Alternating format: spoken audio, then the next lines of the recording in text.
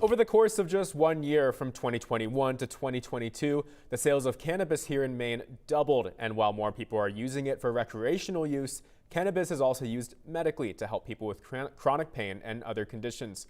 And now, for the first time, medical cannabis workers in Maine are forming a union. News Center Maine's Ann Baldridge tells us why, for some workers, protecting this industry is so important. Melissa Wilcox's son Troy was diagnosed with acute lymphoblastic leukemia in October. It broke my heart because watching your child go through this is like one of the worst things possible. At 2 years old, Troy received certification to be treated with medical marijuana. His mother went to Dirt Road Acres in Dixmont, where Troy became the youngest patient there.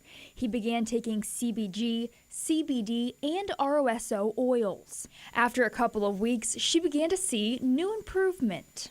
Almost instantly, his demeanor improved, his attention improved. He enjoyed watching his shows. He was laughing again, and he was smiling, and he was singing, and he was happy again. Dirt Road Acres owner Jennifer Belcher has been treating patients with cancer since 2018.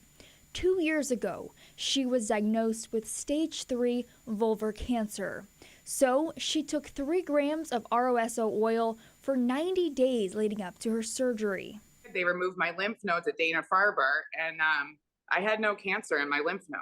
So it went from 6 millimeters to none. After surgery, she didn't take any medications, only chemotherapy treatments and medical marijuana from her shop. It kept me so I could make dinner for my kids, and they didn't see me puking and dying and going. My kids' idea of cancer was just me going every morning to chemo or to radiation or something like that. Or me going to Boston for a trip. They don't remember me as being sick. Now Jennifer works with cancer centers to treat patients. I showed up at the cancer center for my chemo once a week. Was the one day a week that no patients threw up because I just handed out edibles. As a storefront owner, she recently became a member of the newly formed Maine Cannabis Union. Next is to continue to grow, to get the word out, to let people know we are here, we're ready to go, we're ready to advocate for the industry in Maine. On Saturday night, they held their first meet and greet for members. At the end of the day, we all have to work together to grow the cannabis industry in Maine. Working with the union to protect those within the industry. In Portland, Ann Baldridge, News Center, Maine.